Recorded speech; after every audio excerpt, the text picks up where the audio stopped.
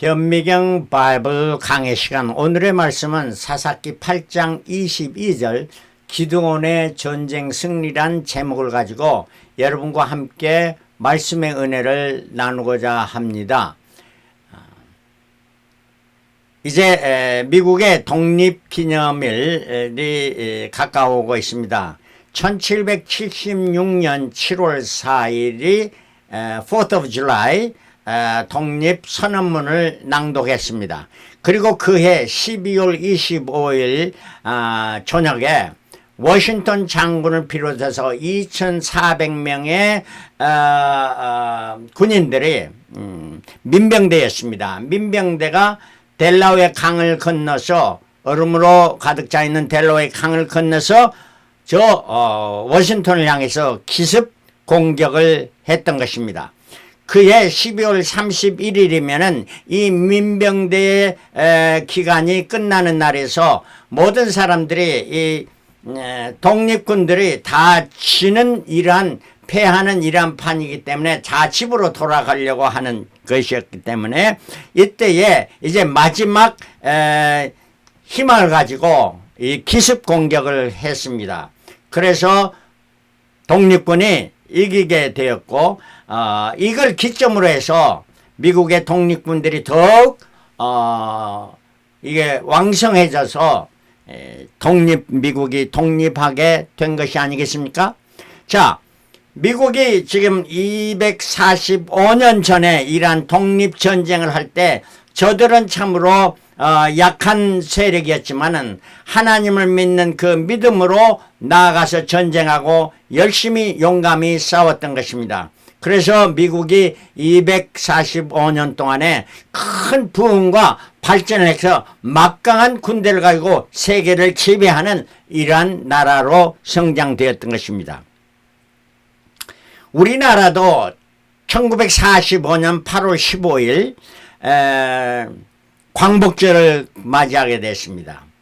자, 이때에 우리나라가 경제, 자유민주주의를 실행하면서 이승만 대통령을 터서 뭉치면 살고 헤어지면 죽는다 한 말씀으로 한마음 한뜻으로 뭉쳐서 참 예수 믿는 나라로서 미국으로부터 복음을 받고 그 복음을 실천하면서 정치를 했고 경제를 이룩했고 이러므로 말미암아 76년이라는 세월을 통해서 정말 놀라운 기적적인 사건이 나타났습니다. 제가 해방아인데요. 제가 해방아로 태어났습니다. 1945년. 그런데 지금 이 한국이 어떻게 됐습니까? 한 세기를 통해서 세계 10위권에 해당하는 이러한 경제적인, 정치적인, 군사적인 이런 모든 면에서 발전하게 된 것입니다. 과연 여러분들이 어떻게 해서 이런 기적의 사건이 일어났다고 생각하십니까? 바로 한국의 미국으로부터 복음을 받고 믿는 자들이 새벽기도를 하며 열심히 일하며 열심히 전쟁도 했고 모든 것을 열정적으로 할 때 하나님의 손이, 하나님의 능력이, 하나님의 도우심이 우리 가운데 있어서 이러한 결과를 가져온 줄 믿습니다. 바로 미국도 마찬가지고 복음의 나라, 기독교의 나라, 우리나라도 기독교의 나라 이런 것이 바탕에 했는데 참 우리가 조심해야 될 때 왕성하고 이러할 때 더욱 조심해야 됩니다. 왜냐하면 그렇지 않으면 사사기의 때와 같이 반복되는 거라. 승할 때가 있고 패할 때가 있고 승할 때가 있고 이래서는 안 되고 점점 더 부흥 발전하는 이러한 나라가 되기를 간절히 소원하면서 우리가 오늘 말씀에 참으로 우리가 계속 승리하려면 우리의 삶을 통해서 신앙의 선조들을 저들의 장점과 단점을 보면서 단점을 우리 마음속 깊이 새겨서 우리는 다시 그런 잘못을 범치 않는 이러한 자가 되어질 때 우리는 승승장구하게 되는 줄 믿습니다. 자, 기드온의 전쟁 승리했습니다. 오늘의 말씀은 기드온의 전쟁인데요. 이거는 사사시세 때 있어난 일이고 여호수아가 죽은 후에 여호수아가 가나안 땅에 들어서 정복 전쟁을 했는데 이때 저들이 다 승리하지 못했습니다. 다 이기지 못했습니다. 그러면서 여호수아 이후에 이제 통치 체제는 이스라엘 지파의 연합 체제가 돼서 각 지파의 대표가 전체 대표가 돼서 다스리는 때가 되었고 가나안 족속을 완전히 척결치 못했기 때문에 승과 패를 반복하는 시대였습니다. 이 시대에는 끝없는 범죄, 이스라엘을 하나님을 버리고 이방신상을 섬기고 일할 때 범죄가 일어나고 또 하나님의 일할 때 징계가 일어나고 고통 중에 다른 나라를 일으켜서 이스라엘을 치게 되는 이러한 상황이 일어나게 되고 일할 때 이스라엘 고통 중에 회개하고 하나님께 돌아갈 때 하나님께서 구원을 베푸시고 이것을 계속해서 반복하는 이러한 시대가 사사시대였던 것입니다. 이게 바로 영어로 말하면 up and down입니다. up and down. 올라갔다 내려왔다. down and up. 내려왔다 올라갔다 하는 이런 반복의 시대였던 것이 사사시대였습니다. 이 사사시대의 특징이 뭐냐? 사사기 21장 25절 사사기의 마지막 절입니다. 그때 이스라엘 왕이 없으므로 사람이 각각 그 소견에 옳은 대로 행하였더라. 사람들이 각자 자기 좋을 대로 행했다 하는 이란 말입니다. 우리는 그리스도인은 내 좋을 대로가 아니고 창조주이신 하나님이 좋을 대로 하나님이 기뻐하신 대로 행해야 되는데 이스라엘 백성이 그러지 못하면 말마마 하나님의 징계를 받고 고통 중에 외치게 되었던 것입니다. 이러한 말이 모세를 통해서도 가나안 땅에 들어가기 전에 신민기 12장 8절에 경고했습니다. 우리가 오늘날 여기서는 그 말은 여기는 지금 모세가 광야 생활할 때입니다. 40년. 각기 소견대로 하였거니와 너희가 거기서는 하지 말지니라. 거기 가나안 땅에 들어가서는 절대로 자기 소견대로 하지 말고 하나님의 기쁘신 대로 행해라. 이러한 말씀을 하고 있었던 지금 경고했음에도 불구하고 이스라엘 백성은 자기 좋을 대로 자기 소견대로 모든 사람이 행했던 시대, 그게 바로 사사시대라는 것입니다. 그러나 우리가 이 사사시대를 통해서 더욱 우리에게 교훈이 많은 것을 깨닫고 정말 곧바로 서서 바른 길을 거두며 승리의 길을 걸어가는 자들이 되어야 될 줄 믿습니다. 이스라엘의 사사들이 대표가 12명이었습니다. 온니엘은 유다 지파, 우리가 갈렙의 설교도 말씀 공부도 했죠. 갈렙의 동생이었습니다. 이 동생이 사사시대를 시작한 첫 사사가 됐고요. 그 후에 에훗, 삼갈, 드보라는 여인이었죠. 기드온, 다섯 번째가 기드온이었습니다. 오늘은 기드온을 중심해서 말씀하겠는데 이 기드온은 므낫세 지파라는 것은 요셉의 지파입니다. 요셉의 지파의 므낫세는 큰아들이었고 에브라임은 드보라는 에브라임 지파였는데 이는 둘째 아들의 후손이 에브라임 지파였던 것입니다. 그 다음에 돌라, 야일, 입다, 입산, 엘론, 압돈, 삼손. 우리는 다 삼손의 이야기를 잘 알죠? 이토록 각 지파가 했는데 유다 지파는 운니엘과 입산이고요. 에브라임 지파는 드보라와 압돈이고 므낫세 지파는 기드온과 야일이었습니다. 이토록 하나님의 축복을 받은 지파, 즉 유다의 지파와 요셉의 지파는 사사가 두 번씩 있었는데 그 대신에 다른 지파, 세 지파가 사사에 들지 못하는 지파가 있었던 것입니다. 이게 바로 사사시대고 사사시대에는 이렇게 성공의 실패 반복해서 나타나는데 사람은 다 실패와 성공을 반복합니다. 나라도 마찬가지고 가정도 마찬가지고 사람 각자도 마찬가지인데 그러나 중요한 것은 뭐냐? 중요한 것은 끝을 어떻게 맺느냐. 어떤 사람은 처음에는 잘하고 성공적이다 하다가 나중에 패배와 실패의 삶을 사는 사람이 있고, 어떤 사람은 시작은 미약하나 나중은 심히 창대케 되는 많은 사람으로 존경받고 하나님의 칭찬을 받는 사람으로 생을 마치는 사람들이 있습니다. 자, 여러분들은 어떤 측을, 어떠한 편을 원하신 것입니다. 잘되고 장수하여 많은 사람들이 좋은 영향력으로 지도력을 끼치고 삶을 잘 마치는 사람, 이 사람이 참으로 성공한 사람이라 하는 것입니다. 여러분과 저는 이러한 마지막이 성공한 삶이 다 되시기를 그리스도의 이름으로 축원합니다. 성경에 위대한 성공을 하였지만 말년에 타락하여 실패한 사람의 한 예는 기드온입니다. 오늘은 기드온의 성공에 대해서 말씀하고 다음 주에는 기드온의 실패에 대해서 우리가 말씀을 함께 나누고자 합니다. 이스라엘이 여호와께 부르짖었습니다.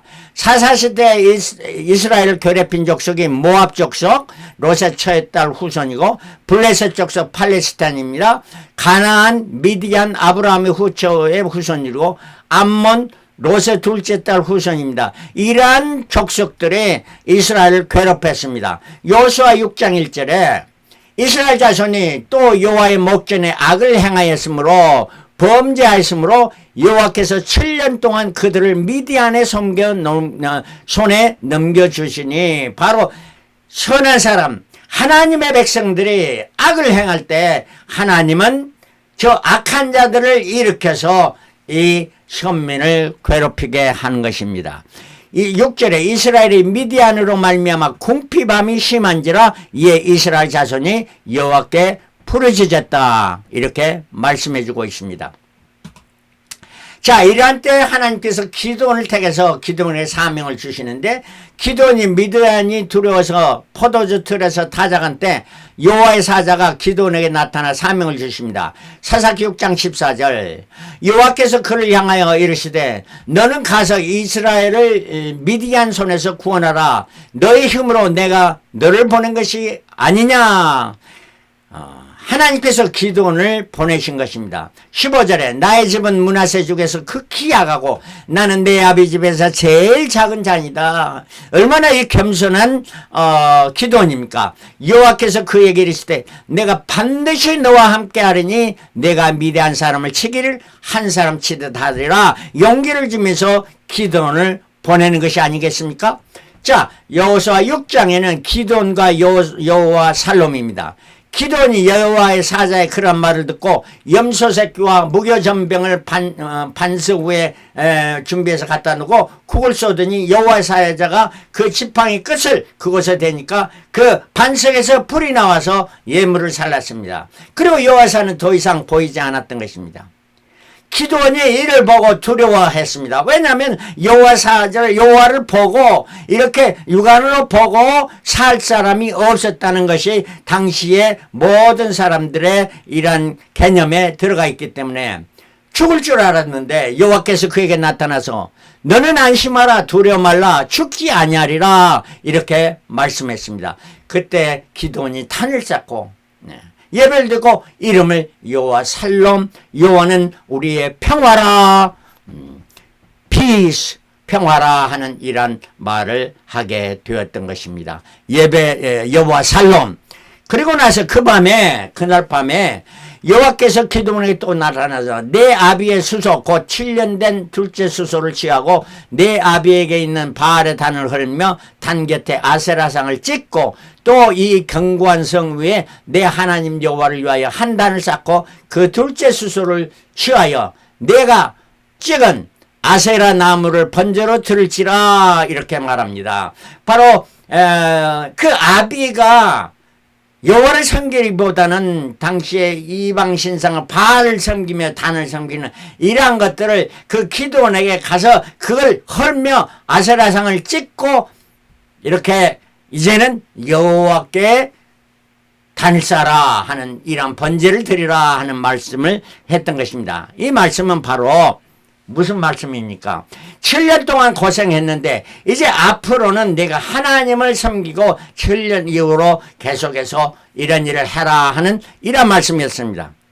기드온은 밤에 바알단을 헐고 자기 혼자 간 게 아니라 종들이 10명을 데리고 갔습니다. 기드온은 이렇게 상당히 부유하고 세력이 있는 집안이었는데 그래서 데려가서 단을 헐고 아세라상을 깨뜨렸습니다. 그날에 그 지역의 사람들이 두려워했습니다. 그래서 그날에 기드온을 여룻바알이라 이렇게 행했습니다. 누가 저 상을 저렇게 회파했는가 하는 것이 기드온이라는 것하고 기드온의 여룻바알, 바알과 더불어 쟁론할 것이라 쟁론했다 하는 이란 말입니다. 그래서 여룻바알이라는 건 이방 신상과 싸워서 이겼다 하는 이란 말이 되겠습니다. 좋은 별명을 얻게 되었던 것입니다. 그리고 기드온이 이제 미디안과 전쟁하는 사사기 6장 30절에 그때 미디안과 아말렉과 동방 사람들이 다 함께 모여 요단강을 건너서 이스라엘 골짜기에 진을 친지라. 이스라엘 골짜기에는 철병거가 있어서 가나안 족속이 있어서 여호수아 때에 점령을 못했습니다. 큰 무기를 가진 이러한 적들이기 때문에. 그래서 미디안이 이제 미디안과 아말렉과 동방 사람들이 연합하고 또 므낫세 지파이죠. 그래 기드온이 므낫세 지파는 므낫세 지파와 아셀, 스불론, 납달리 이 네 지파가 합해서 이렇게 모여서 전쟁이 일어나게 됐습니다. 전쟁이 일어났는데 기드온은 하나님의 뜻을 우리가 전쟁에서 승리할 건가 아니고 하나님의 뜻을 먼저 구하였습니다. 그러기 위해서 하나님께 물어봤습니다. 하나님이요, 이제 이 양털 소만치를 이 필드에 놓는데 모든 다른 곳에는 이슬로 맺혀지지 않지만 양털에는 이슬로 맺혀서 축축하게 해주시오 하니까 그대로 됐습니다. 그러니까 기드온이 그것으로 끝난 게 한 번 더 했습니다. 이번에는 반대로 모든 것에는 이슬로 맺히는데 양털에는 이슬이 맺히지 않게 해주세요 하니까 그대로 돼. 기드온은 확신을 가지고 병사를 모으고 나아가서 싸우려고 했더니 병사를 모으니까 32,000명 모였습니다. 실로 기드온은 미디안은 바다의 모래같이 많은 사람들이었던 것입니다. 적들은. 그래서 하나님이 기드온에게 32,000 너무 많다. 두려워 떠는 자를 돌려보내라 하니까 10,000명이 남았습니다. 그 10,000명도 많다. 더 보내라 하면서 물가로 가서 경계하며 물 마시는 자들만 따로 세우라 했습니다. 그래서 물가로 가서 그 10,000명을 데리고 가서 다 물을 마시는, 어떤 사람은 얼굴을 물가에 대고 마시는 사람이 있었고 어떤 사람은 손으로 그 물을 떠서 개가 핥듯이 마시는 사람입니다. 자, 이러한 물을 얼굴에 대는 이러한 모든 사람들은, 입으로 댄 사람들은 다 돌려보내고, 이러한 사람들 개가 핥듯이 마시는 사람들, 왜 이러냐면 이 사람들은 병기를 가지고 적이 언제 쳐들어올지 모르니까 경계하면서 마시는 자, 이러한 자들만 남기라 하니까 그 사람들이 몇 명이었느냐? 300명입니다. 이 300명의 군사들을 이제 무장시켜서 전쟁에 나가는데, 이 밤에 여호와께서 기드온에게 일어나 내려가서 적진을 치라. 자, 낮에 가서 치라는 것은 밤에 가서 치라 하는 것이었습니다. 바로 워싱턴 장군이 델라웨어 강을, 그 얼음으로 많이 얼음이 차 있는 이란 강을 건너는 밤에 12월 25일 크리스마스 밤에 그거를 도와해서 그 다음날 쳐서 이겼던 것입니다. 이와 같이 하나님께서도 기드온에게 밤에 공격하라 이렇게 적진을 치라 말씀하니까 기드온이 300명을 세 대로 나누어서 각각 그 모든 군사에게 나팔과 빈 항아리를 들리고 빈 항아리에 횃불을 들었습니다. 그래서 왼손에는 빈 항아리에 횃불을 들고 오른손에 나팔을 들게 무장했던 것입니다. 그리고 기드온이 지휘자들이 신호를 보내면 나팔이 모든 사람이 항아리를 부수고 횃불을 밝히고 나팔을 불게 됐습니다. 이렇게 갑자기 그냥 횃불이 막 엄청난 횃불이 보여지고 나팔이 보니까 적들이 쳐들어온 줄 알고 서로 미디안 적들이 서로 칼날로 자기 아군들을 죽이고 해가지고 저들이 도망하면서 서로 죽였으니 이스라엘의 승리가 오게 됐다 하는 것입니다. 아주 적은 군대로 많은 적군을 승리했던 이러한 기드온의 승리입니다. 자, 하나님이 왜 기드온을 세우신 이유가 뭘까요? 그의 근면이었습니다. 사사기 6장 11절을 마침 요아스 아들 기드온이 미디안 사람에게 알리지 아니하려 밀을 포도주 틀에서 타작하니, 그는 종이 많은 사람이 있습니다. 종들을 시켜서 하고 자기는 지시만 해도 되는데 자기가 직접 근면하며 타작했다. 그의 신앙 사사기 6장 13절 오 나의 주여 여호와께서 우리와 함께 계시면 어찌하여 이 모든 일이 우리에게 일어났나이까. 하나님은 우리의 하나님인데 왜 우리가 이런 일이 일어납니까? 그의 신앙이었습니다. 그의 겸손입니다. 사사기 6장 15절 오 주여 내가 무엇으로 이스라엘 구원하리까. 보소서 나의 집은 므낫세 중에서 극히 약하고 내 아버지 집에서 가장 작은 자인데 이 겸손한 이러한 기드온을 세우신 것입니다. 이러한 기드온을 세울 때 그 기드온은 그 사명에 확증했습니다. 6장 17절 하나님의 사명에 대한 표정을 원해서 예물을 드렸고 그 예물을 하나님께서 불러 응답했습니다. 여호와께 제단을 쌓습니다. 하나님을 배웠고 죽지 않게 되는 이러한 안심의 말씀, 이런 여호와 살롬이라는 이러한 말씀을 듣게 제단을 쌓고 여호와 살롬의 제단을 쌓습니다.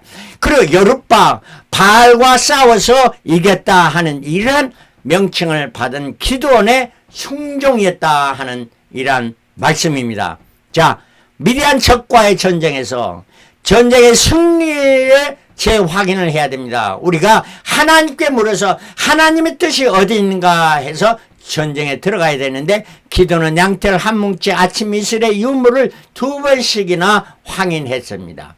정예 군인을 찾으라고 32,000명, 10,000명, 또 그 중에서 300명만 뽑아서 바다의 모래와 같은 미디안을 물리쳤던 이러한 사람.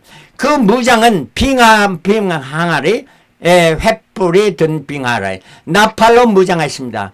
사사기 7장 16절 저들은 방패와 활과 검으로 무장하지 않았습니다.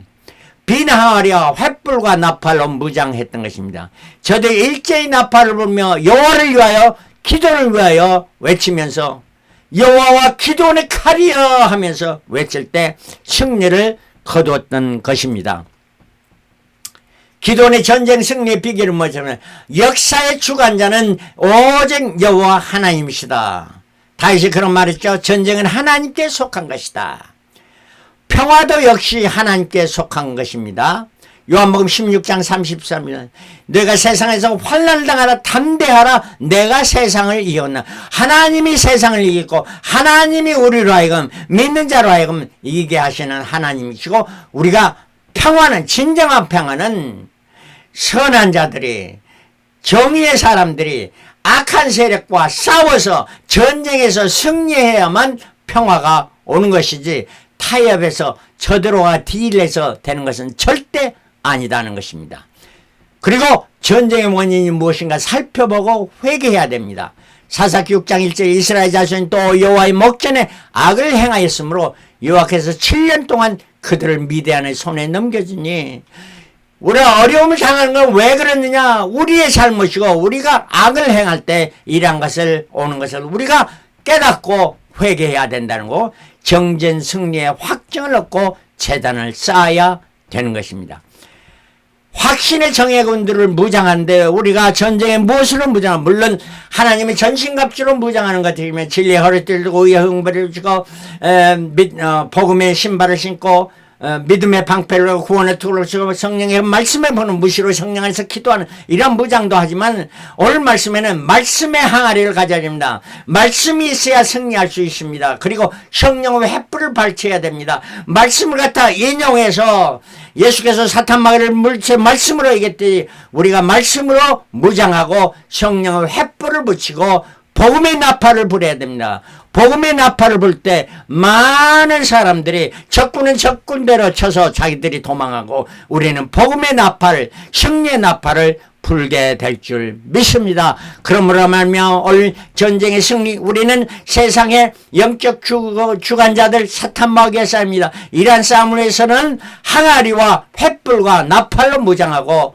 이렇게 나아가서 담대하게 싸우고 승리를 거두는 저와 여러분들에서 이제 머지않아 주님 재림하실 때 다 주님께 들림을 받고 주님께 영광과 찬송과 존귀를 세세무토록 들리는 저와 여러분들이 되시기를 그리스도로 축원합니다. 축원합니다. 할렐루야. 아멘.